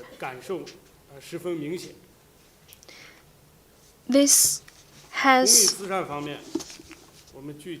been having impact on people's immediate interests, on public interest activities and charities, with a focus on improving credibility. We worked hard to address weak management and unregulated use of funds in charity organizations, as well as illegal and criminal activities conducted on the pretext of public interest activities or charities. At the same time, we moved faster to improve policies and systems. An initial structure for comprehensive supervision across the chain and with penetrating effect was put in place. On elderly care services, We identified and addressed unregulated use of funds for relevant services and lack of accuracy in granting old age allowances or subsidies. We worked hard to identify potential risks on fire safety and food safety in elderly care facilities and firmly prevent and combat illegal fundraising and fraud. We also stepped up safety management of elderly care facilities, carried out skill training, and improved professional ethics. These efforts helped provide a more reassuring and comfortable environment for our seniors. On social assistance, we continued to address nepotism-based and influence peddling benefits and wrongful inclusion or exclusion. We strengthened comprehensive supervision and implemented the close relative filing system and card or book entrustment filing system for social assistance. And we ensured access to social assistance hotlines to respond to people's concerns in time. By doing so, we met the essential needs of people in difficulty. Going forward, we will continue to improve conduct in our system, make thorough efforts in this aspect, and expand the outcomes of special initiatives, serving our people with concrete efforts. In terms of funeral services, to implement the newly revised regulations on funeral management, we will enhance the public benefit nature of the sector. To consolidate gains, deepen reform, prevent resurgence of problems, and improve quality and efficiency, we will increase the supply of public interest funeral facilities and work to include funeral services into basic public services and strengthen comprehensive supervision to promote sound and regulated development of funeral matters. In terms of public benefit activities and charities, we will improve policy measures for promoting and regulating the development of charities, work hard to build a vibrant development structure with effective supervision and well-regulated operation. We will, in terms of elderly care services, advance efforts to tackle critical problems to remove safety risks, rectify unregulated project implementation, and institute sound systems and mechanisms. This will help us enhance the sense of satisfaction, happiness, and security of senior people. In terms of social assistance, we will focus efforts on ensuring adequate coverage and distributing assistance funds on time and in full. And we will continue to maintain zero-tolerance attitude toward improper benefits to relatives or friends, such as nepotism-based and influence peddling benefits. All such cases will be investigated and handled to uphold fairness and justice in social assistance. Thank you. 第三位女士，谢谢。谢谢主持人。湖北广播电视台记者提问，我的问题提给雷海潮主任。那么去年您在全国两会期间提出了健康体重管理，也是得到了广大居民和医疗机构的积极响应。那么我们想了解，今年您对于促进个人健康有什么新提示？谢谢。With Hubei TV, my question is for Minister Lei. During the two sessions last year, you underscored the idea of healthy weight management, which sparked enthusiastic responses from residents and medical institutions. What are you going to propose this year to promote individual health? Thank you. 好，感谢您的这个提出的问题。Thank you for your question. 这个去年的健康体重管理 Last year's healthy weight management initiatives 不仅仅是关注 unexpectedly received active response, wide attention, and also social participation. According to our statistics, over 5,500 medical institutions set up weight management clinics.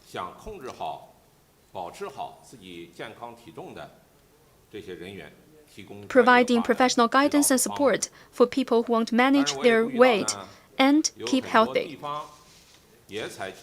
I also note that many different localities have improved the environment for keeping healthy. For instance, many cities expanded the building of walking paths so that people can keep exercise. And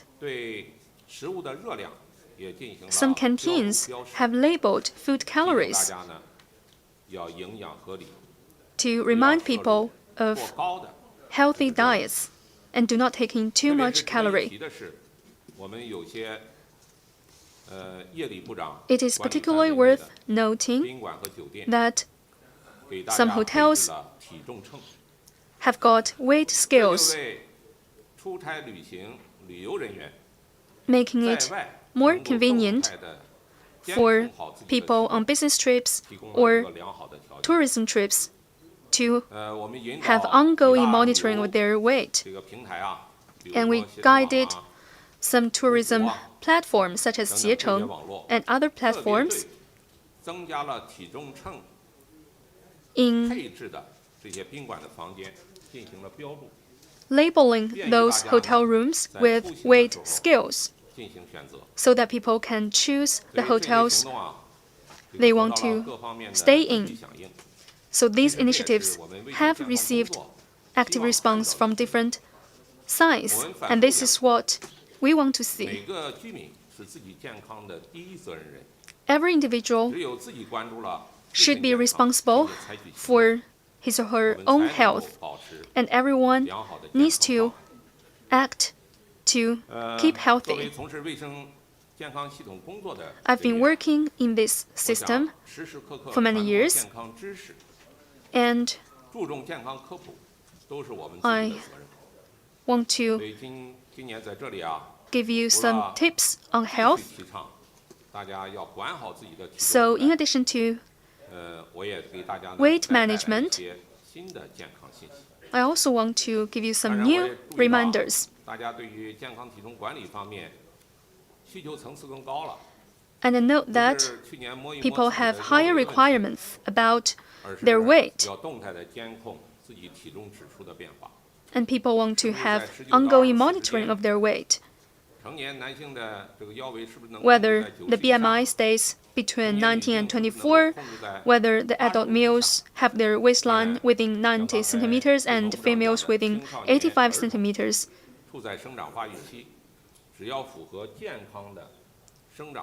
And also, children and teenagers in growth periods are also getting more healthy, and people pay more attention to their health.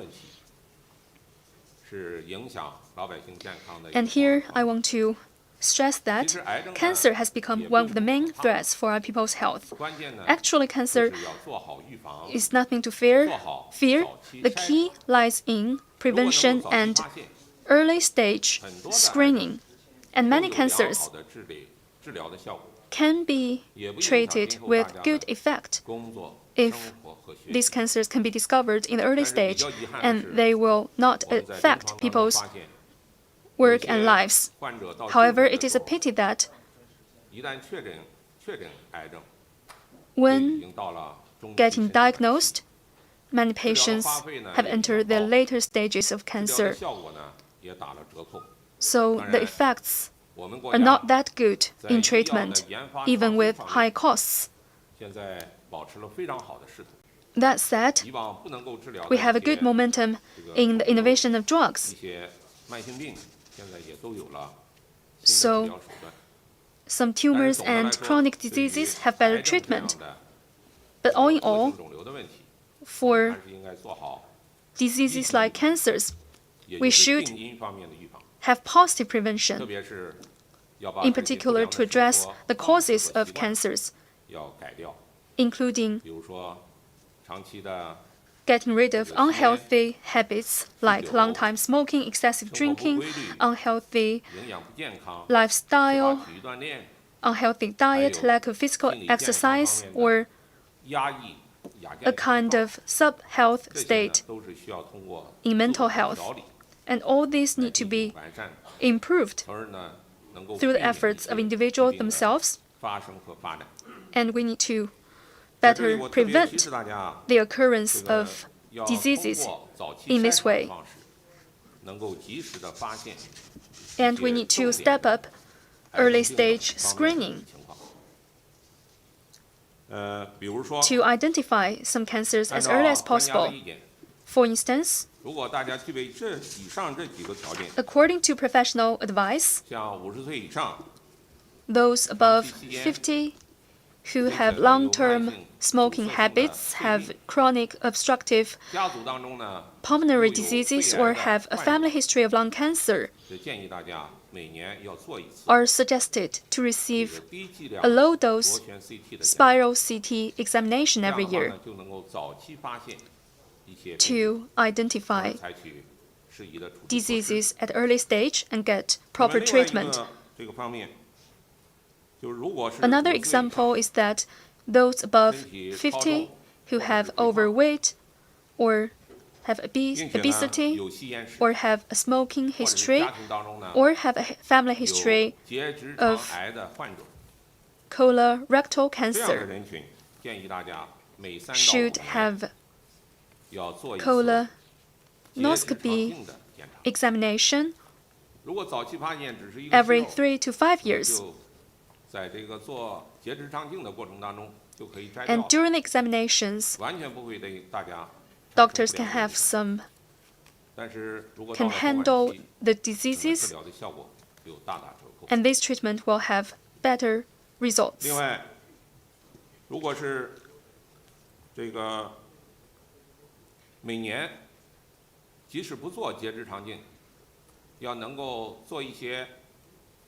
And people can also have some FOBT testing every 3 or 5 years. This is also an effective way to identify potential risks.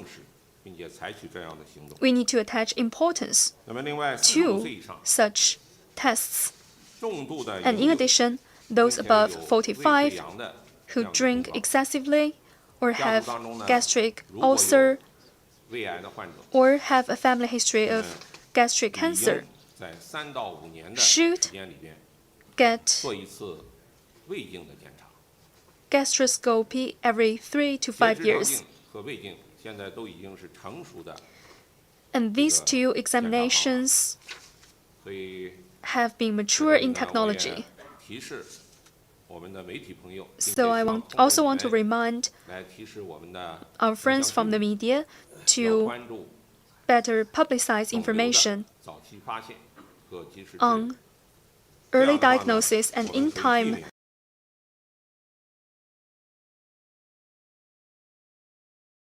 pains. And the family history I just mentioned means that grandparents, parents, siblings, or junior family members have developed such kind of tumors.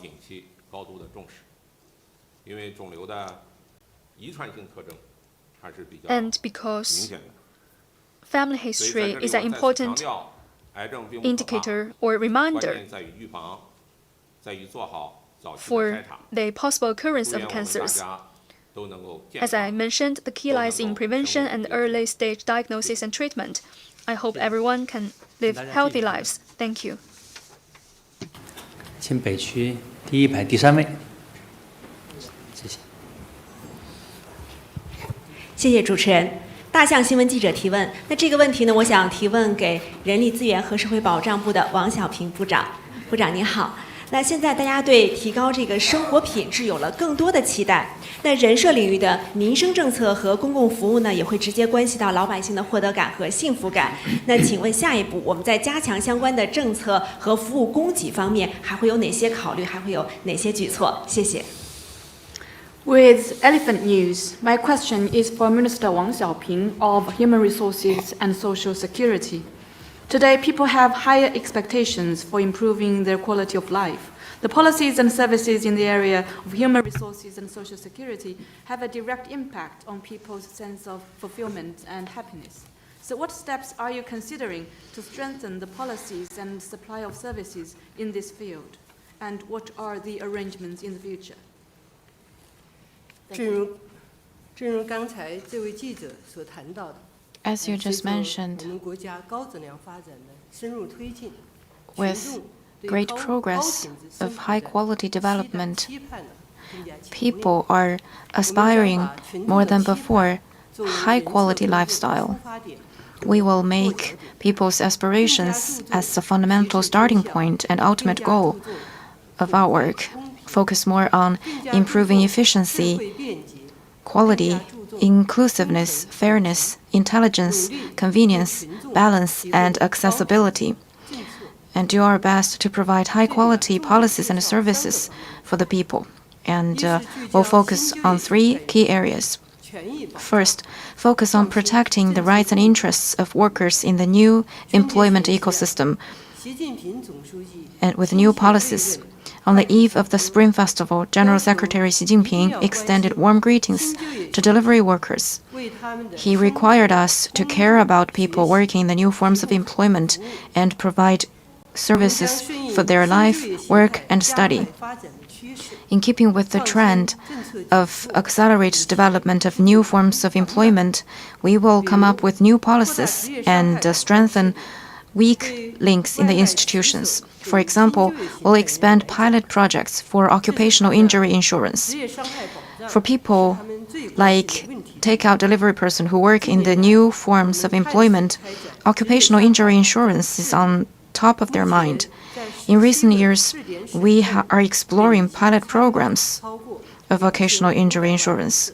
Currently, over 25 million people joined in 17 pilot provinces, effectively playing the role as a safeguard.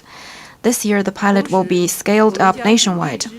At the same time, we will encourage and support people in new forms of employment to join employee old age insurance and promote one-stop mediation of disputes.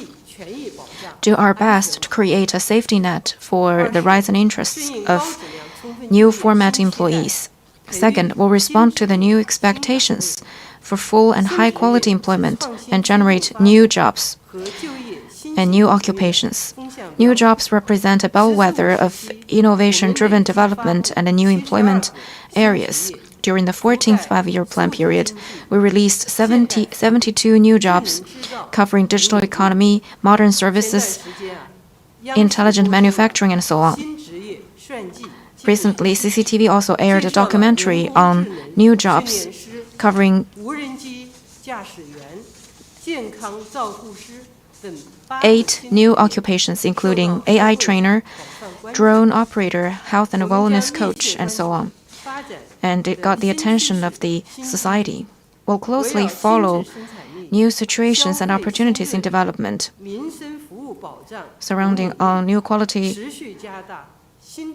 development forces, new frontiers in consumption, protection of people's livelihood series to step up efforts in creating new jobs. At the same time, we will formulate national occupational standards, complete the assessment system, strengthen occupational training of new jobs, and expand new spaces for workers. Third, improve the employment and social security services in response to the new moving trend of the workforce. In recent years, workers have been moving frequently, raising new requirements for improving public services. We will strengthen reform and the empowerment of digital economy, promote human resources services to move beyond basic access to deliver smarter, simpler services. For example, improve and the transfer and continuation services for pension insurance. When moving to other places, people fear the most is the gap in social insurance. Currently, the transfer can be done seamlessly within the province and can also be done cross-province. Going forward, we'll continue to complete and improve the continuation and transfer methods, improve the national social security public service platform, facilitate nationwide one-click query of social security entitlements, so that people should not fear about the gap in their social insurance. There are still many policies and services in human resources. We'll continue to improve the compensation and social security system, make the policies regarding recruitment, starting a business, and retirement more effectively. And we will promote an all-in-one card for resident services via social security card, and also the 15-minute public employee service radius, training services, and so on. With these concrete measures, we will deliver more tangible services to people. Thank you. 北区第5排这位男士，谢谢。谢谢。封面新闻记者提问，我的问题想提给民政部的陆部长。“15规划建议提出健全社会救助体系。 完善空巢老人、困境儿童、残疾人等群体服务保障体系。今年的政府工作报告也提出了相关的要求。请问陆部长，作为重要的民生兜底保障部门，民政部将采取哪些举措兜牢民生底线？谢谢。With the cover, my question is for Minister Lu of Civil Affairs. The recommendations for the 15th Five-Year Plan proposes to refine the social assistance system and improve the service and support system for elderly people who live alone, children in need, and people with disabilities. This year's government work report also puts forward requirements in this field. So I want to ask Minister Lu, as an important authority mandated to meet the people's basic living needs, what measures will your ministry take to provide a cushion for those most in need? Thank you. Thank you for your question. Providing services and support for people in need, including elderly people who live alone, children in need, people with disabilities, is most essential for ensuring people's livelihoods. It embodies our party's original aspiration and purpose and the strengths of China's socialist system. In recent years, according to the decisions and plans of the Party Central Committee, we have basically put in place a tiered, categorized social assistance system, built the national system for basic elderly care services,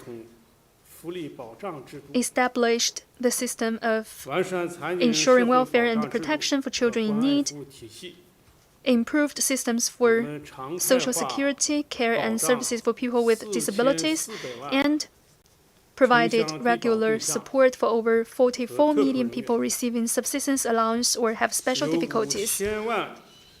We provided over 50 million senior people with various kinds of benefits and subsidies, and supported 570,000 orphans and de facto unattended children. In addition, the two kinds of subsidies for people with disabilities have benefited over 28 million disabled people in need and people with severe disabilities.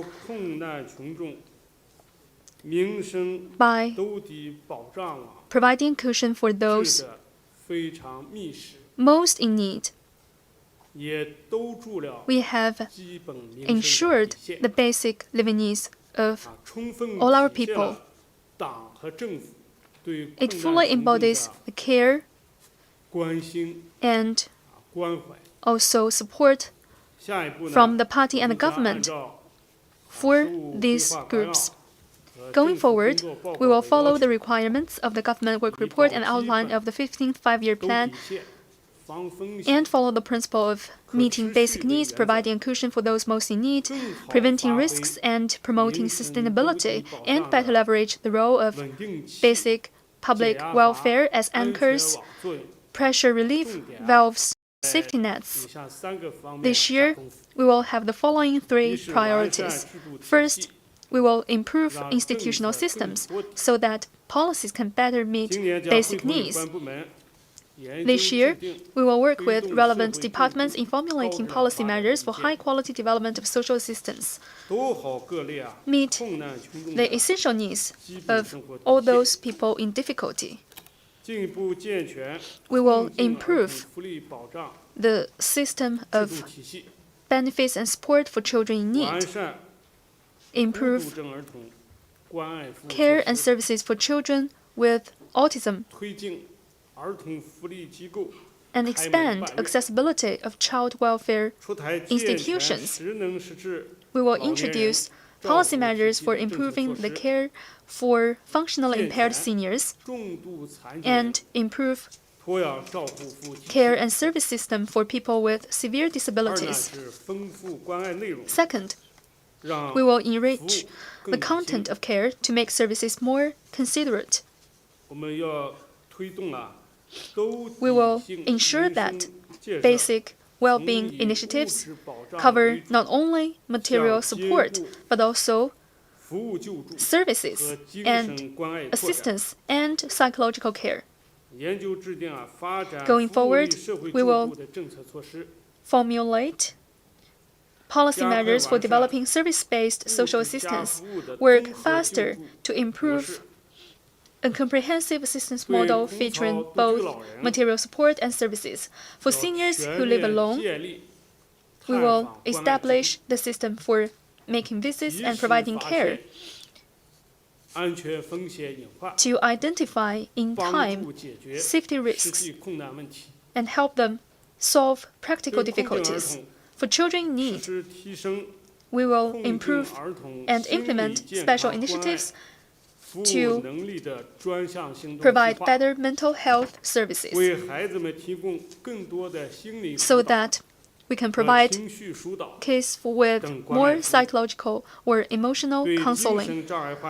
For people with mental illness, we will work faster to improve the policy measures for advancing mental health welfare and services, advance the initiative for mental illness rehabilitation, equip them with living skills, social skills, and offer them vocational skill training so that they can integrate into our society in a better way. And third, we will improve working methods to make assistance more targeted. We will continue to promote the R&D and application of big data, AI, and other new technologies and products in civil affairs, so that these services, the basic livelihood services, will be more targeted and accessible. This year's priority is to make full use of social assistance ongoing monitoring information platforms, establish and improve a mechanism under which civil affairs authorities reflect assistance needs and different departments provide assistance according to their responsibilities and provide feedback. And this is a closed-loop mechanism.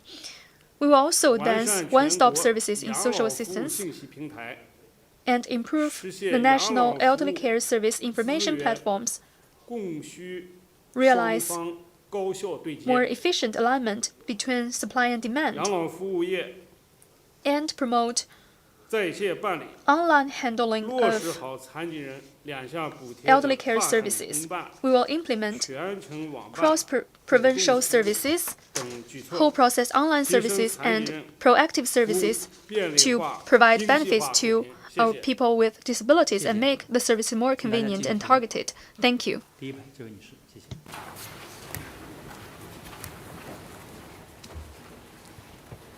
谢谢主持人，我是羊城晚报记者。我的问题提给教育部，怀部长您好。众所周知，建设教育强国，龙头是高等教育。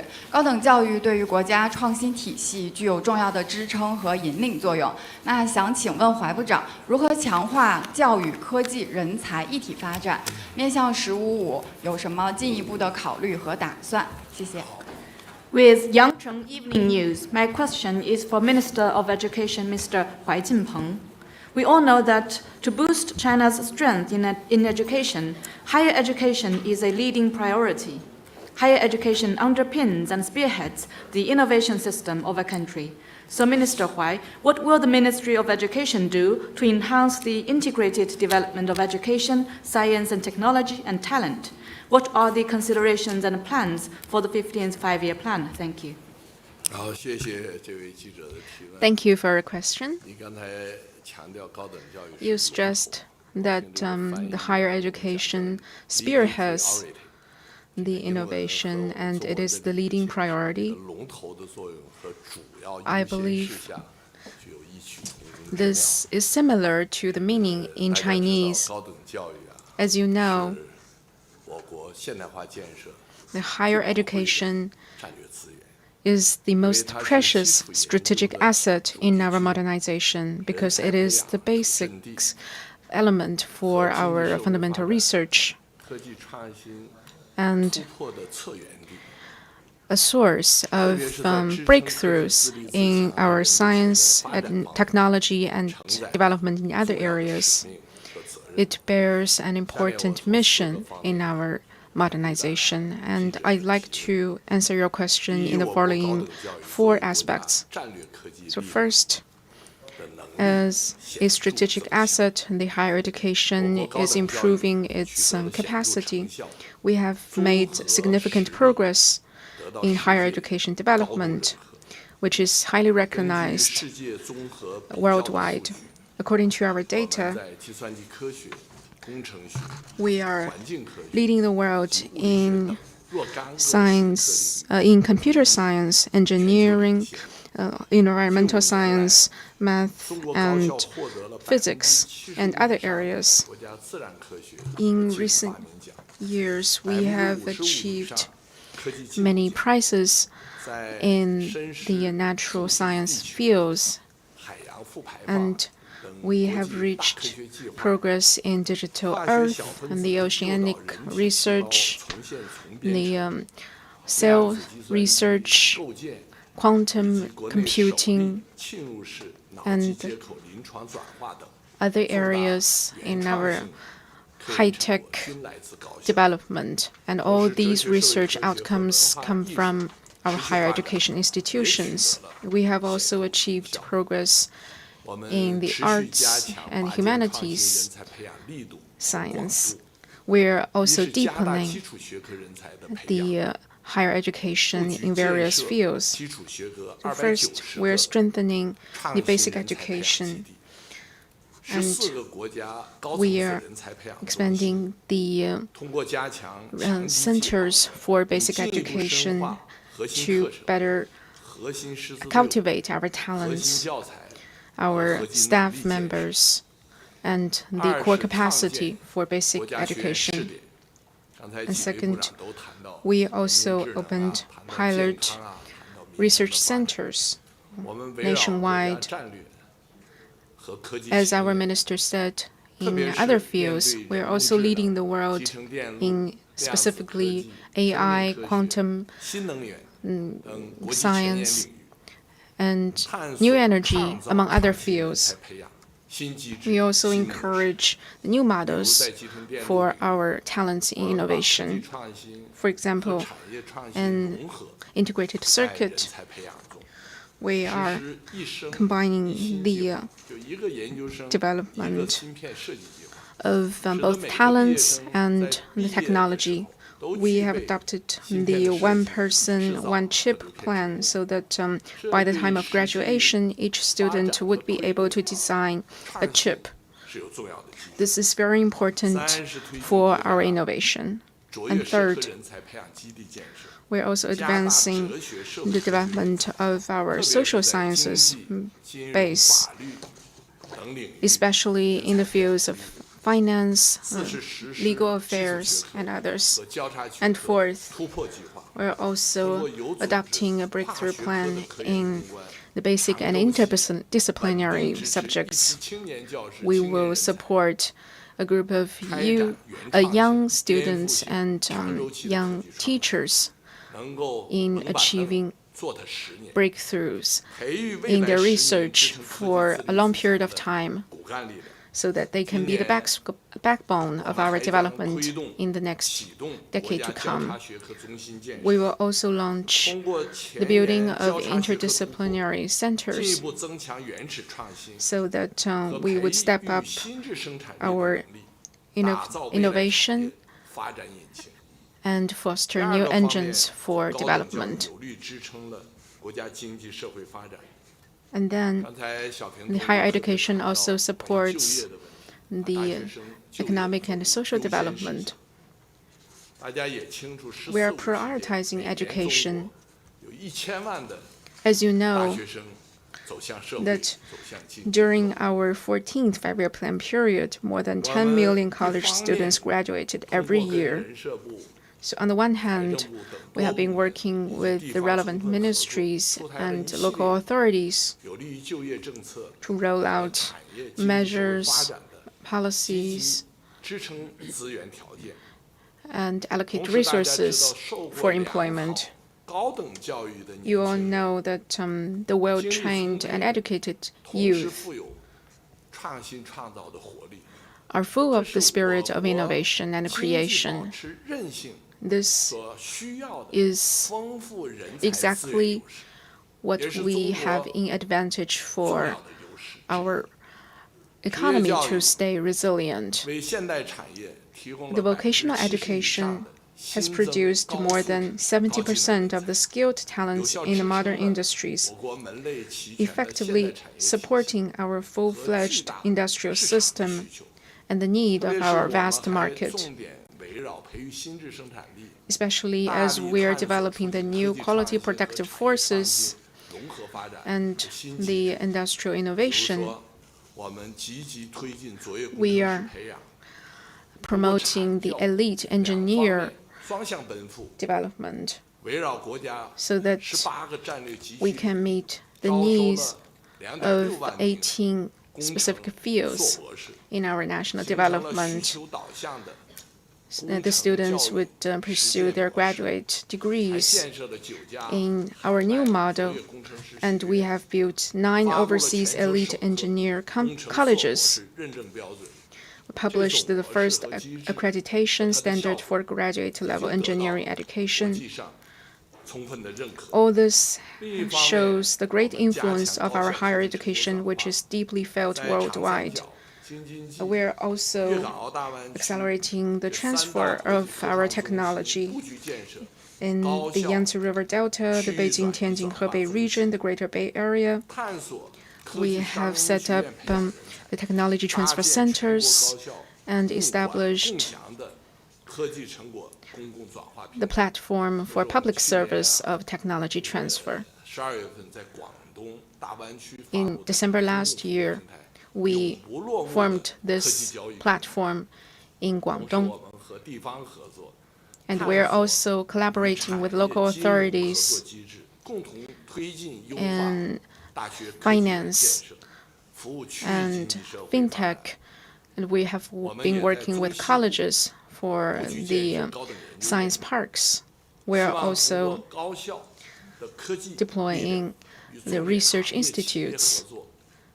And we are also exploring the collaboration with enterprises, the business community, to foster new quality productive forces.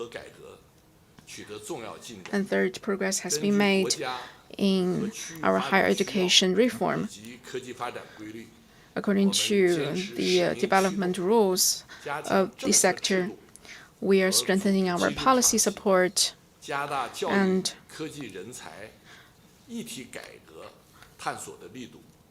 exploring the reform of development of science and technology and the cultivation of talents.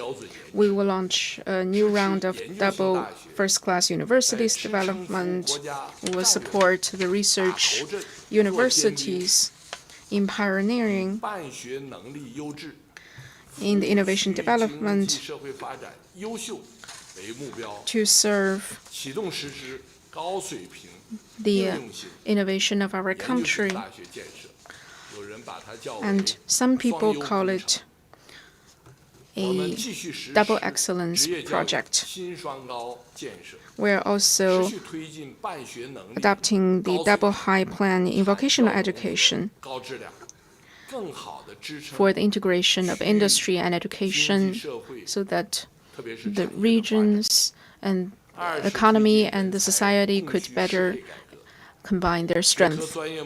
And third, our reform on the catalog of our disciplines and majors. In the previous years, we revised the catalog every 5 or 10 years, but now we are updating it every year and start the enrollment in the same year. We have added new 8,600 undergraduate program offerings and over 4,500 graduate program offerings, so that we can meet the need of students' well-rounded development. We also issued the Double 1,000 plan to open 1,000 micro-majors and 1,000 vocational training centers, for example, in AI and biotechnology. They meet the market demand and are popular among the students. They raise the capacity of the students to accommodate the need for the society, for the social development, and for the industry. And they also help the employment of the students. And then we're also deepening our reform on the evaluation of talent. For example, on engineers, some students can now pursue their degree with actual research results instead of with essays. This is a historic breakthrough. And fourth, we're enabling AI to play a bigger part in our education reform. This is our new opportunity and a new ring for competition. We issued a white paper last year for smart education, and now the platform covers more than 200 countries and regions, and has some more smart and international versions. We have been making positive explorations in these regards. And the fourth aspect is that our education continues to foster talents for our party and for our country, for the raising of virtue and talent. I put this at the end to highlight its importance. With the Xi Jinping thought on socialism with Chinese characteristics in our class, textbooks, and ideology, we have been conducting various classes of the innovative theories and the subject building. We have finished the studying of a various range of disciplines and exploring the platform for majors so that the students could have their independent mind on research. The students are becoming more patriotic, positive-minded, and confident.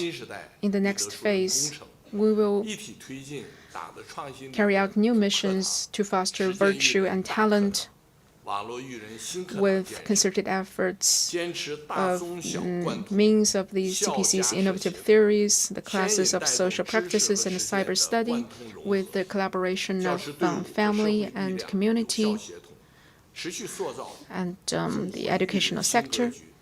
We will foster a new dynamic in education, and the students would have greater capacity and confidence in our national development and rejuvenation. We know that during the 15th five-year plan period,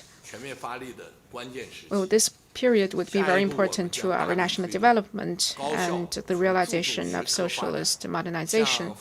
So we will strengthen the building of our higher education so that the universities will divert their focus from disciplinary development to the development of the nation, and we will build China into a nation strong in education, providing staunch support in education and talent.